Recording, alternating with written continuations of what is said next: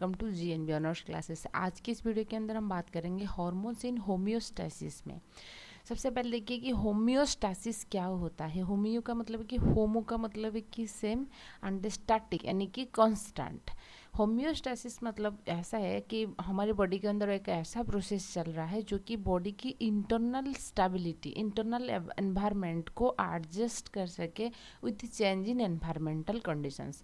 क्यों? क्योंकि हमारे बॉडी के अंदर कुछ ऐसा चीज़ें जो होता है वो फिक्स रहता है। जैसे मान लीजिए हमारी बॉडी टेम्परेचर हो गया, वो 37 डिग्री सेल्सियस होता है या तो नहीं ना।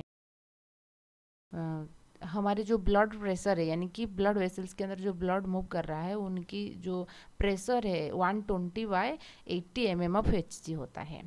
ठीक है। अच्छा, तो मान लीजिए ये जो चीज़ें हैं वो कांस्टेंट रहना ज़रूरी है। उस पर्टिकुलर प्रेशर में ब्लड अच्छे से ब्लड वेसल्स में मूव करेगा। यदि मान लीजिए आपने सुना होगा ब्लड प्रेशर इंक्रीज हो गया, blood pressure decrease, BP low होता है, बीपी हाई होता है, आपने इसे सुना होगा। तो ये कुछ अब नॉर्मल कंडीशंस होता है। नॉर्मली यदि उस टाइप की चीज़ें होगा, बॉडी उसको कैसे मेंटेन करता है। उसके अलावा बॉडी टेम्परेचर भी 37 डिग्री सेल्सियस रहेगा इर्रेस्पेक्टिव ऑफ एनवायरमेंटल टेम्परेचर, क्योंकि हम लोग एंडोथर्म होते हैं, होम्योथर्म होते हैं। ठीक है। तो इसलिए मान लीजिए गर्मी की मौसम है, टेम्परेचर 55 डिग्री सेल्सियस है, लेकिन हमारे इंटरनल टेम्परेचर 37 डिग्री रहेगा। सर्दी की मौसम है, टेम्परेचर मान लीजिए 2 डिग्री है या 10 डिग्री है, लेकिन हमारी बॉडी टेम्परेचर 37 डिग्री ही रहेगा। समझ रहे हो ना। तो बॉडी के अंदर कौन सी ऐसा मैकेनिज्म्स है जो कि इस चीज़ों ये हार्मोन्स इन होम्योस्टैसिस, होम्योस्टैसिस को मेंटेन करने के लिए बॉडी के अंदर डिफरेंट टाइप की होम्योस्टैसिस होता है। जैसे कि ग्लूकोज बॉडी के अंदर कितने, ब्लड के अंदर कितने ग्लूकोज रहेगा उसको, उसकी भी होम्योस्टैसिस रहता है। ज़्यादा ग्लूकोज है तो भी प्रॉब्लम है, लेस ग्लूकोज है तो भी प्रॉब्लम है। कैल्शियम बॉडी के अंदर कितना रहना चाहिए वो भी है। ठीक है ना। बॉडी टेम्परेचर होम्योस्टैसिस से बताई, बॉडी फ्लूइड कंसंट्रेशन मेंटेनेंस हो गया, वो सारे होम्योस्टैसिस आपको देखने को मिल रहा है। हम बात करेंगे कि बहुत सारी चीज़ें तो है, लेकिन हार्मोन कौन सी चीज़ों को कंट्रोल कर रहा है, कैसे होम्योस्टैसिस को मेंटेन करने के लिए उनकी रोल है, हम बात करेंगे। तो आप डेफिनेशन के तौर पे ऐसे लिखोगे कि व्हाट इज होम्योस्टैसिस। जैसे कि हर कोई लिविंग ऑर्गेनिजम्स की उनकी बॉडी के अंदर एक एनवायरनमेंट है, फिर बॉडी की उनकी सेल के अंदर एक एनवायरनमेंट है, फिर इसके अलावा जो जिस पर्यावरण में ऑर्गेनिजम्स रह रहा है उनकी भी एक एनवायरनमेंट है। जैसे मैं आपको बताई कि सर्दी के मौसम में 10 डिग्री सेल्सियस हो जाएगा, लेकिन आपकी इंटरनल एनवायरनमेंट की टेम्परेचर 37 डिग्री सेल्सियस रहना जरूरी है। सो द बैलेंस बिटवीन, ये उनकी डेफिनेशन है, the balance between internal and external environment is known as the homeostasis. Homeostasis the ability to maintain the stable internal state. समझ में आया ना। अच्छा, होम्योस्टैसिस को मेंटेन करने के लिए क्या होगा, एक तो सेंसिटाइज होना चाहिए कि हमारे बाहरी पर्यावरण में क्या चीज़ें चल रहा है उसको हम सेंसिटाइज करेंगे। करने के बाद हमारे जो सेंट्रल सिस्टम होता है, जहाँ पर मान लीजिए सेंट्रल नर्वस सिस्टम्स हो गया या एंडोक्राइन सिस्टम्स हो गया, ठीक है ना, तो वो की इंफॉर्मेशंस को वहीं पे रिसीव होगा।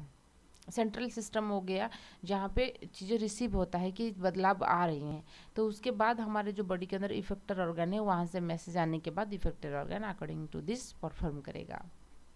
अब हम बात करेंगे हमारे बॉडी के अंदर जो होम्योस्टैसिस रहता है, इसको ग्लूकोज कंसंट्रेशन होम्योस्टैसिस, ऐसे यहाँ पे दो हार्मोन की रोल आता है, एक तो ग्लूकागन होता है और दूसरा इंसुलिन होता है। ये दो हार्मोन की रोल रहता है। कैल्शियम होम्योस्टैसिस में कैल्सिटोनिन हार्मोन होता है, एंड पाराथ हार्मोन जो कि पाराथायरॉयड ग्लैंड से रिलीज होता है, कैल्सिटोनिन जो कि थायरॉयड ग्लैंड से रिलीज होता है। यहाँ पर हार्मोन की रोल रहेगा। Body fluid concentration and maintenance, यानी कि बॉडी के अंदर जो फ्लूइड इलेक्ट्रोलाइट होता है, कितने सोडियम रहना चाहिए, कितना क्लोराइड रहना चाहिए, कितना वाटर की कंसंट्रेशन रहना चाहिए, इस वजह से आपकी एडेज एंटी डायरेटिंग हार्मोन हो गया, एल्डोस्टेरोन हो गया, इस सारे हार्मोन्स की ज़्यादा रोल रहता है। ब्लड प्रेशर के लिए आपकी रेनिन, एंजियोस्टेंसिन, एल्डोस्टेरोन पाथवे हम बात करेंगे, ये सारे रहता है हार्मोन रिलेटेड मैकेनिज्म्स। तो सबसे पहले हम ग्लूकोज कंसंट्रेशन वाला बात करेंगे। ग्लूकोज कंसंट्रेशन होम्योस्टैसिस, हमारे glucose concentration means amount of glucose which is present in the blood stream. Specifically देखिए क्या होता है, जैसे कि हमारा डाइजेस्टिव सिस्टम हो गया, हम खाना खा लेने के बाद डाइजेशन, मैक्सिमम डाइजेशन जो होता है वो स्मॉल इंटेस्टाइन में होता है। होने के बाद वो क्या करेगा, आ जाएगा कहाँ ना, आपके ऑब्जर्व होकर ब्लड के अंदर आ जाएगा। उसके उस टाइम पे क्या होता है, जब वो ग्लूकोज ब्लड के अंदर ज़्यादा रहता है तब हमारे एक ऑर्गन होता है जिसके नाम है पानक्रियाज, और वही पानक्रियाज में एक एंडोक्राइन पार्ट होता है जिसको हम बोलते हैं आइलेट्स ऑफ लैंगरहांस। ठीक है, लैंगरहांस, उनमें डिफरेंट टाइप की सेल्स होता है, alpha cell, beta cell. Beta cells जो होता है वो इंसुलिन सीक्रेट करेगा, एंड अल्फा सेल्स जो होता है वो ग्लूकागन सीक्रेट करेगा। वो दो हार्मोन की रोल एकदम अपोजिट होता है। इंसुलिन क्या करेगा, देखिए इंसुलिन अभी डाइजेशन होने के बाद, एब्जॉर्प्शन हो गया, होने के बाद शुगर लेवल जो है यानी कि ग्लूकोज के लेवल जो है ब्लड में जा रहा है, तो ये क्या करेगा, हर एक सेल्स के अंदर जितने की ग्लूट रिसेप्टर होता है यानी कि ग्लूकोज को रिसीव करने के लिए जो रिसेप्टर सेल्स के अंदर पाया जाता है उसको एक्टिव करेगा। तो ग्लूट रिसेप्टर जो होता है ये किस वजह से एक्टिव हो रहा है, इंसुलिन की वजह से एक्टिव हो रहा है। तो इसलिए क्या होगा, ब्लड से जो ग्लूकोज है किसके अंदर एंट्री हो जाएगा, सेल के अंदर। तो अब ब्लड की ग्लूकोज लेवल डाउन हो गया ना, समझ रहे हो? तो क्योंकि यदि इंसुलिन नहीं रहेगा तो ग्लूट रिसेप्टर तो ओपन नहीं होगा, यदि ग्लूट रिसेप्टर ही ओपन नहीं होगा तो उस टाइम पे क्या होगा, तो ब्लड जो शुगर है तो यानी कि ग्लूकोज जो है ब्लड में ही एज इट इज रहेगा, समझ रहे हो ना? अच्छा, ये कौन सी कंडीशंस है, जब आपकी बॉडी के अंदर ग्लूकोज की लेवल ज़्यादा है, ठीक है ना, ये जब इंक्रीज होगा it causes pancreas to release the insulin. Normally क्या होता है, नॉर्मली ऐसी चीज़ चलता है, ठीक है ना, from the beta cell insulin help to open the glucose, मतलब कि ग्लूकोज रिसेप्टर ऑप्टेक करने के लिए, that glucose is absorbed from the blood to the tissue, ठीक है। The normal glucose level maintain, ऐसे नॉर्मली ग्लूकोज लेवल बॉडी के अंदर मेंटेन होता है। उसके बाद मान लीजिए बहुत ज़्यादा ग्लूकोज आपने कंज्यूम किया है तो वो क्या करेगा, ग्लूकोज को कन्वर्ट कर लेगा ग्लाइकोजन को, ठीक है, ग्लूकोज को ग्लाइकोजन में। इस प्रोसेस को हम बोलते हैं ग्लाइकोजेनेसिस, मतलब कि ग्लाइकोजन की फॉर्मेशन हो रहा है, इसलिए हम उसको ग्लाइकोजेनेसिस कहते हैं। मान लीजिए अपने इंस्टेंट क्लास अभी चल रहा है, आप कुछ मतलब भूख लग रहा है लेकिन आपने मतलब कि खाना नहीं खा पा रहे हो, तो उस टाइम पे क्या होगा, जो ग्लाइकोजन है बॉडी के अंदर जो स्टोरेज होकर रहता है ग्लाइकोजन, वो ब्रेक डाउन करेगा, आपको ग्लूकोज मिल जाएगा, ठीक है ना। अच्छा, तो इसलिए ये इस चीज़ करता है। यदि मान लीजिए ग्लूकोज लेवल एकदम डिक्रीज होगा, वही कंडीशंस है, मान लीजिए आपने स्टारवेशंस किया है, फास्टिंग किए हैं, तो उस टाइम पे आपने तो बाहर से मतलब कि इमीडिएट एनर्जी कांस्टेंट फूड कुछ नहीं ले रहे हो, फिर भी हम क्या ऐसा चल तो सकते हैं ना। तो उस टाइम पे क्या होता है, देखिए ग्लूकोज लेवल जब भी डिक्रीज होगा, आप खाना नहीं खाओगे, बोलोगे कुछ है ना फास्टिंग है इसलिए, तो ग्लूकागन रिलीज होगा कौन सी एरिया से, आपके जो पैनक्रियाज था, पैनक्रियाज में अल्फा सेल्स से ग्लूकागन रिलीज होगा। जब ग्लूकागन रिलीज होगा, वो रिलीज होने के बाद क्या करेगा, ग्लाइकोजेनोलाइसिस, यानी कि जो ग्लूकोज ग्लाइकोजन फॉर्म में स्टोर होकर था, अभी ये टूटेगा, ब्रेक डाउन होगा। लाइसिस का मतलब है कि ब्रेक डाउन होकर ग्लूकोज को कन्वर्ट हो जाएगा। तो अभी ग्लूकोज मतलब क्या हो गया, आपकी बॉडी के अंदर आ गया। उसके बाद देखेंगे कैल्शियम होम्योस्टेसिस कैसे मेंटेन हो रहा है। कैल्शियम हमारे बॉडी के अंदर उनकी बहुत इंपॉर्टेंट रोल है। कौन सी इंपॉर्टेंट रोल है, देखिए आप जब मतलब कि काम तो कर रहे हो उस टाइम पे तो कैल्शियम की ज़रूरत होता है, क्यों, क्योंकि मसल कंट्रैक्शन में उनकी अच्छे रोल्स रहता है, मसल कंट्रैक्शन में, ठीक है। उसके अलावा हमारे ब्लड क्लॉटिंग के लिए, मान लीजिए कहीं पे चोट लग गया, इंजरी हो गया, ब्लीडिंग होगा, ब्लीडिंग तो कंटिन्यूसली नहीं होता है, कुछ टाइम के बाद रुक जाता है, तो ब्लड क्लॉटिंग में भी उनका रोल रहता है। सबसे इंपॉर्टेंट रोल यदि आप बात करेंगे, जब हार्ट कंट्रैक्शन रिलैक्सेशन होता है यानी कि, तो उस टाइम में भी कैल्शियम एंड सोडियम की ज़रूरत होता है। तो यानी कि आप जब सो रही हो तभी भी कैल्शियम की ज़रूरत होता है। कैल्शियम की इम्बैलेंस होने की वजह से बहुत सारे प्रॉब्लम हो सकता है, ठीक है ना। तो इसलिए उनकी भी होम्योस्टेसिस मैकेनिज्म से चल रहा है, उसके बारे में हम बात करेंगे।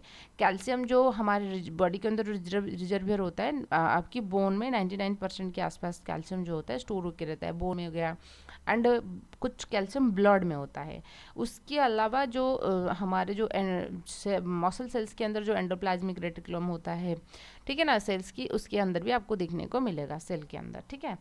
जब कैल्शियम आयन इंक्रीज होता है बॉडी के अंदर, मान लीजिए किसी भी वजह से आपने कैल्शियम आयन इंक्रीज हो गया, तो ये क्या करेगा, थायराइड ग्लैंड को स्टिमुलेट करेगा टू रिलीज द कैल्सीटोनिन। एक हार्मोन रिलीज होगा जिसको हम बोलते हैं कैल्सीटोनिन।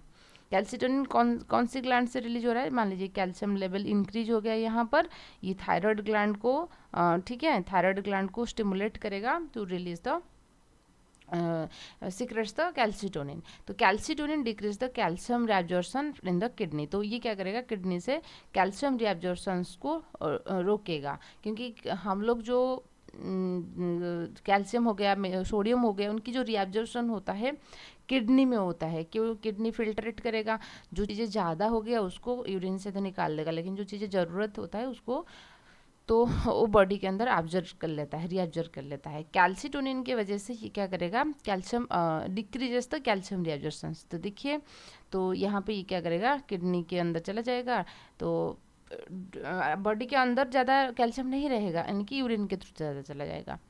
तो जब कैल्शियम लेवल डिक्रीज होगा तब क्या होगा, देखिए पैराथायरॉयड ग्लैंड को देन इन्फॉर्मेशन जाएगा कि बॉडी के अंदर कैल्शियम की लेवल लो है। तो उस टाइम पे पैराथायरॉयड ग्लैंड क्या करेगा, पाराथ हार्मोन सिक्रेट करेगा। थायराइड ग्लैंड से कैल्सिटोनिन सिक्रेट हो रहा था, पैराथायरॉयड ग्लैंड से पाराथ हार्मोन रिलीज होगा, जो कि parathormone causes release of calcium from the bone. ये क्या करेगा, बोन से कुछ कैल्शियम को रिलीज करवा देता है। क्यों, क्योंकि ब्लड के अंदर कैल्शियम मेंटेन रहना भी जरूरी है। जैसे मैंने आपको बताया कि मसल कंट्रैक्शन करना जरूरी है, हार्ट बीट करना जरूरी है, कोई कहीं पे इंजरी हो गया उसको क्लॉट करना भी जरूरी है। तो ये क्या करेगा, कुछ टाइम के लिए बोन से रिलीज करवाएगा।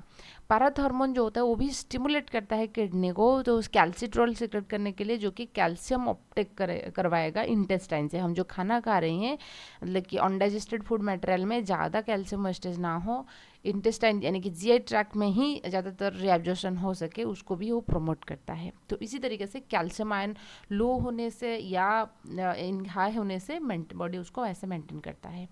बॉडी टेम्परेचर में क्या होता है, बॉडी टेम्परेचर में सिंपल सी बात, हार्मोन की उतना ज़्यादा रोल नहीं है, लेकिन कांस्टेंट जैसे हम लोग होम्योस्टेसिस होते हैं ना, होम्यो मतलब कि हमारे इंटरनल टेम्परेचर कांस्टेंट रहता है। तो जब भी मान लीजिए temperature, when body temperature fall, यानी कि हमको जब कोल्ड लगेगा, जब कोल्ड लगता है, ठंड लगता है, हम तो ब्लड वेसल जो होता है वो कंट्रैक्ट हो जाता है। कंट्रैक्ट का मतलब कि उनके डायमीटर थोड़ा लेस होगा, डिक्रीज हो जाएगा। Then sweat gland do not secrete sweat. तो उस टाइम पे सर्दियों के मौसम पे कुछ स्वेटिंग होता है क्या, कुछ स्वेटिंग नहीं होता है ना। स्वेट ग्लैंड जब स्वेट सिक्रेशन नहीं करेगा, then the body get shivering, मतलब कि हम कपने लगेंगे जैसे सर्दी में होता है ना। And body become generate heat, उसके बाद बॉडी हीट जनरेट करेगा, तो हमको वार्म फील करवाता है। ज़्यादा ठंड के मौसम की बात कीजिए, ठीक है, तो उस टाइम पे ऐसे होता है। जब टेम्परेचर बढ़ जाएगा तो क्या होगा, देखिए ब्लड वेसल इस तरीके से डायलेट करेगा, स्वेट ग्लैंड से स्वेट निकल जाएगा। एंड जो पसीना होता है वो हमारे बॉडी को एक कूलिंग इफेक्ट देता है, कि पसीना जब ये वेपोराइज फॉर्म हो जाएगा तो हमारे बॉडी एक्सटर्नल सरफेस को एक कूलिंग इफेक्ट प्रोवाइड करता है, ठीक है। अच्छा, तो उसके बाद हम देखेंगे maintain the body fluid. Body fluid की यदि हम बात करेंगे, हमारे बॉडी के अंदर फ्लूइड इलेक्ट्रोलाइट कितना रहना चाहिए और वाटर, उसकी मेंटेनेंस भी ज़रूरी है, क्योंकि बॉडी के अंदर 70% वाटर होना ज़रूरी है। सोडियम, पोटेशियम, ये सारे चीज़ें भी एक पर्टिकुलर लेवल में रहना भी ज़रूरी है, ठीक है। अच्छा, तो body maintain gain and loss of the body fluid, जैसे कि आपने सुना होगा जो डायरिया वगैरह होता है ना, वहाँ पे ज़्यादा फ्लूइड लॉस हो जाता है, और हॉस्पिटल, मान लीजिए हॉस्पिटल इमीडिएटली जाओगे तो सलाइन वगैरह लगा देंगे। क्यों, क्योंकि बॉडी की फ्लूइड इलेक्ट्रोलाइट मेंटेन होना बहुत ज़रूरी है, ठीक है। अच्छा, फ्लूइड बैलेंस रहना बहुत ज़रूरी है। Fluid balance results in control water in the body by the process of osmo regulations. यहाँ पे क्या होता है, ऑस्मो रेगुलेशंस प्रोसेस में उसको मेंटेन कर लेता है। स्पेसिफिकली क्या होगा, देखिए मान लीजिए बॉडी के अंदर वाटर लेवल डिक्रीज हो गया, तो यहाँ पर बड़ा रोल रहता है आपकी, यहाँ पर किडनी हो गया, ठीक है। यहाँ पे थोड़ा मैं ब्लड प्रेशर रिलेटेड बात कर लेंगे, ठीक है। मान लीजिए आपकी लो कंसंट्रेशन हो गया, ठीक है ना, ब्लड प्रेशर लो है, यानी कि किडनी को फिल्ट्रेट होने के लिए बहुत लेस ब्लड आ रहा है, ऐसे सोचिए। क्यों, क्योंकि हमारे जो नेफ्रॉन होता है ना, ये पूरा का पूरा बॉडी फ्लूइड को फिल्ट्रेट करता है, तो सारे बॉडी फ्लूइड वहीं पे आना चाहिए, ठीक है। यहाँ पे क्या होता है, तो उनका एक कांस्टेंट रेट रहता है। तो स्पेसिफिकली जो फ्लूइड आ रहा है, यदि उनकी क्वांटिटी लेस होगा, ऑब्वियसली यहाँ पर जो फिल्ट्रेट आ रहा है उनकी क्वांटिटी भी, ग्लोमेरुलर फिल्ट्रेशंस जो होता है, रेट जो होता है वो भी लो हो जाएगा, डिक्रीज हो जाएगा। क्योंकि आपकी बॉडी के अंदर मान लीजिए 5.5 लीटर ब्लड फिल्ट्रेट हो रहा था, अभी फ्लूइड लेस है, मान लीजिए 4.9 लीटर हो रहा है, तो यहाँ पर ग्लोमेरुलर फिल्ट्रेशन रेट भी ऑब्वियसली डिक्रीज होगा, लेस होगा। तो उसको सेंसिटाइज करता है juxtaglomerular apparatus, JG apparatus, juxtaglomerular apparatus, ठीक है, apparatus। तो ये सेंसिटाइज करने के बाद क्या करेगा, सीक्रेट करवाएगा रेनिन, ठीक है, रेनिन। किसकी रेस्पॉन्ड में रेनिन सीक्रेट हो गया, जब फिल्ट्रेशन रेट डिक्रीज हुआ है। फिल्ट्रेशन रेट क्यों डिक्रीज हुआ है, हाइड्रो हो सकता है, ब्लड प्रेशर डिक्रीज होने की वजह से हो सकता है, या तो बॉडी के अंदर फ्लूइड की कंटेंट लेस हो गया, उस वजह से भी हो सकता है। रेनिन क्या करेगा, रेनिन चला जाएगा, रेनिन आपकी लीवर के पास चला जाएगा, ब्लड के थ्रू चला जाएगा। लीवर से सिक्रेट होता है एंजियोटेंसिन। एंजियोटेंसिन, जब रेनिन एंजियोटेंसिन को क्या करेगा, एंजियोटेंसिन 1 में कन्वर्ट करेगा। एंजियोटेंसिन 1 एंजियोटेंसिन 2 को कन्वर्ट हो जाएगा। एंजियोटेंसिन 1 को एंजियोटेंसिन 2 में कन्वर्ट करने के लिए एक एंजाइम होता है जिसकी नाम होता है ACE, एंजियोटेंसिन कन्वर्टिंग एंजाइम। याद रखिए, एंजियोटेंसिन कन्वर्टिंग एंजाइम सिक्रेट होता है लंग्स से, ठीक है ना, लंग्स से सिक्रेट होता है। तो नाम ही उनकी एंजियोटेंसिन। तो एंजियो का मतलब है कि ब्लड वेसल्स, टेंसिन्स का मतलब है कि उन ब्लड वेसल्स के डायमीटर को थोड़ा घटाएगा, डिक्रीज करेगा। जब प्रेस मतलब वॉल्यूम डिक्रीज हुआ तो ऑब्वियसली प्रेशर इंक्रीज हो जाएगा। वो अपने लेवल में भी ऐसे कर सकता है। उसके अलावा और क्या कर सकता है, देखिए एंजियोटेंसिन जो होता है, ठीक है, एंजियोटेंसिन क्या करेगा, एड्रिनल ग्लैंड के ऊपर एक्शन दिखाएगा, वहाँ से सिक्रेट करेगा अल्डोस्टेरॉन, ठीक है। अपने लेवल में क्या कर रहा था, ब्लड वेसल्स की डायमीटर को डिक्रीज करके प्रेशर को थोड़ा मेंटेन करने की कोशिश कर रहा था। उसके अलावा वो क्या करेगा, एड्रिनल ग्लैंड जो होता है, एड्रिनल ग्लैंड से अल्डोस्टेरॉन सिक्रेट करेगा। अल्डोस्टेरॉन जो होता है हमारे बॉडी के अंदर सोडियम रिटेंस यूरिन में सोडियम को पास होने नहीं देता है, बॉडी के अंदर सोडियम रिटेंशन करेगा। जब बॉडी के अंदर सोडियम कंसंट्रेशन मतलब ज़्यादा हो जाएगा, ऑटोमेटिकली वाटर रिएब्जॉर्प्शन भी हो जाता है, ठीक है ना। अच्छा, तो उसके अलावा फिर क्या होता है, ब्लड वेसल्स मतलब कि बॉडी फ्लूइड लेस होने की वजह से हमारे एक जो हाइपोथैलेमस को जो ऑस्मोरेगुलेटर रिसेप्टर्स सारे होते हैं ना, वो इन्फॉर्मेशन भेजेंगे हाइपोथैलेमस को। हाइपोथैलेमस से आपकी स्टिमुलेट होने के बाद पोस्टीरियर पिट्यूटरी में स्टोर होकर रहता है anti diuretic hormone, posterior pituitary में, ठीक है। तो हाइपोथैलेमस की इन्फ्लुएंसेस में पोस्टीरियर पिट्यूटरी से रिलीज होगा आपकी anti diuretic hormone ADH। ADH की जो होता है मोड ऑफ एक्शंस कहाँ पे रहता है, नेफ्रॉन की। नेफ्रॉन आप समझ रहे हो, तो किडनी की नेफ्रॉन की एक होता है DCT, डिस्टल कन्वोल्यूटेड ट्यूबल्स होता है, और एक होता है कलेक्टिंग डक्ट।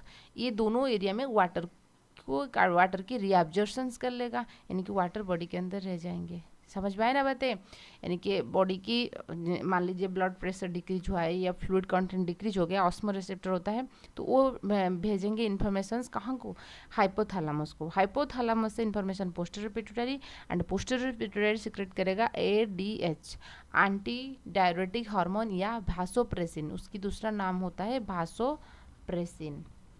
भासोप्रेसिन आके कलेक्टिंग डक्ट या डिस्टल कन्वोल्यूटेड ट्यूब के ऊपर यहाँ पर सारे एक्वापोरिन चैनल को ओपन कर लेगा, ठीक है ना, एक्वापोरिन चैनल को ओपन करेगा, तो वाटर रिटेंशन हो जाएगा, जो फ्लूइड लॉस हुआ था वो देगा, ठीक है।